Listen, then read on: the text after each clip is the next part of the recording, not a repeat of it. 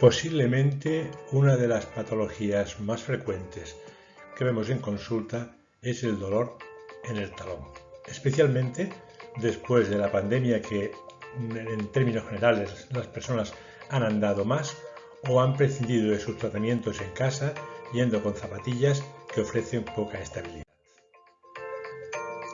Es habitual que digan que tienen una fascitis, pero cuando analizamos el problema vemos que no siempre es así. El dolor en el talón puede obedecer a muchísimas causas, unas de tipo neurálgico, con presiones de nervios, otras por inflamación de tejido adiposo plantar, el tejido adiposo que recubre todo el talón, otras veces cuando se practica deporte por fracturas de estrés, también por enfermedades inflamatorias como algunos tipos de reumatismo y por alteraciones en los apoyos. Si nos fijamos en el pie, vamos a ir a una capa profunda y vemos que en la zona de detrás del maleolo hay un nervio que se divide en dos ramas, una rama calcánea y una rama plantar. Vemos también que el pie plantarmente está protegido por un tejido adiposo de una gran densidad y en su interior ese tejido incluye los receptores de presión, de tacto, de temperatura, etc. El nervio se divide en dos ramas, una inerva la zona del talón y la otra inerva la musculatura de la planta del pie, la musculatura intrínseca y la fascia. Por debajo de la planta del pie tenemos los músculos plantares. Y todo el conjunto, como antes he dicho, está protegido por un tejido adiposo de una gran densidad que vendría a ser como el neumático del coche. Vemos perfectamente la distribución del tejido y su grosor, su densidad. Este tejido muchas veces está semiatrofiado por el uso de calzados incorrectos y también por la edad o por características morfogenéticas de algunas personas que tienen un tejido más laxo, con menos consistencia de lo habitual. Dentro del tejido se incluyen los receptores dérmicos y esos receptores dérmicos hay de muchos tipos. Hay las terminaciones libres del dolor, hay los corpúsculos de Ruffini para el calor, hay las glándulas sudoríparas, hay los corpúsculos de Meissner para el tacto, etc. Cuando el tejido es muy laxo, cuando tiene poca densidad, al pisar, y sobre todo si vamos con un calzado sin contrafuerte, comprimimos el tejido sobre el suelo con nuestro peso. Al no tener contrafuerte el calzado, se desplaza lateralmente y entonces pierde grosor y se comprimen las terminaciones nerviosas a las que he hecho referencia. Sería como el neumático del coche. Si el neumático tiene aire, está protegida la llanta, pero si el neumático se pincha, la llanta comprime sobre el suelo y desplaza lateralmente al neumático. Imaginemos que aquí dentro de este neumático están los receptores. Los estamos machacando y los estamos cizallando. Cuando el neumático es correcto, quedan contenidos por el propio calzado. Pero cuando vamos descalzos, con un zapato sin contrafuerte o el tejido es muy adiposo, lo que hacemos es desplazarlo lateralmente cizallándolo.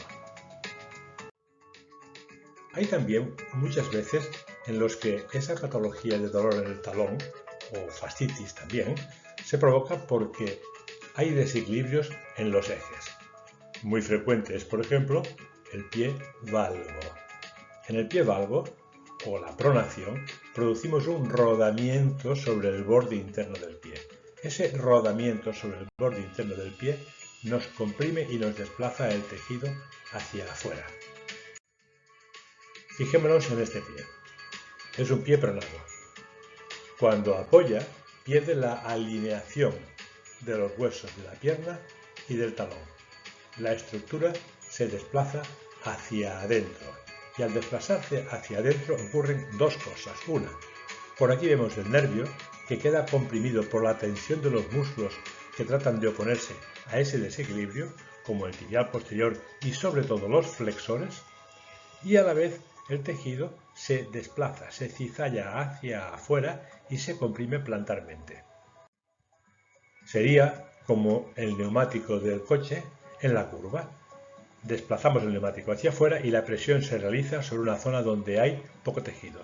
Y en ese neumático están los receptores, están los sensores que nos avisan de qué estamos pisando y que nos dicen qué tensión tenemos que hacer al músculo para mantener el equilibrio o para producir un movimiento. Fijémonos en el pie derecho. Lleva un calzado sin contrafuerte.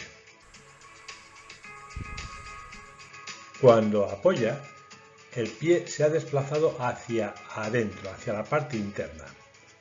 Entre el punto donde aplicamos el peso y el punto donde el suelo nos aguanta hay una distancia. Esa distancia es físicamente un par y siempre provoca compresión en la parte externa, distensión en la parte interna y a la vez esa pronación, elongación o sobrecarga de los músculos plantares.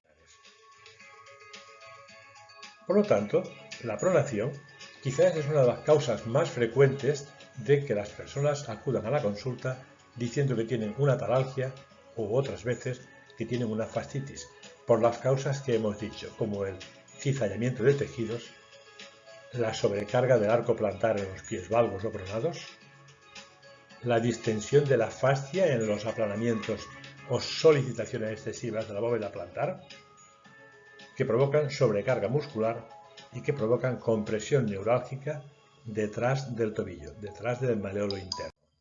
¿Por qué? Porque en esa zona del maleolo interno, como hemos mencionado, es donde se produce la ramificación del nervio tibial posterior.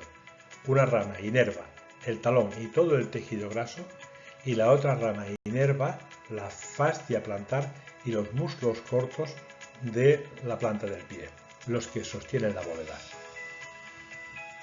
Una rama al talón y una rama a fascia y musculatura plantar.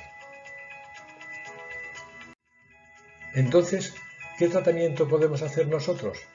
Bueno, lo primero que tenemos que ver es si cuando dicen que tienen una fascitis realmente es una fascitis, porque no siempre es así. Muchas veces, como hemos dicho al principio, es una talalgia y se obedece a múltiples factores. Por lo tanto, lo primero que hay que hacer es una valoración anatómica y funcional. Pero claro, eso en una persona que lleva 6 meses con dolor, con una cronificación, es difícil porque las plataformas y los sensores no nos pueden analizar qué es lo que ha pasado cuando esa persona ha huido durante mucho tiempo de una zona de dolor. Sus esquemas dinámicos y posturales están totalmente alterados. Por lo tanto, tenemos que detectar en el estudio analítico en la camilla cómo están esos ejes, cómo están esas articulaciones, cómo están esos desequilibrios y a partir de ahí valorar por qué se ha producido esa sobrecarga.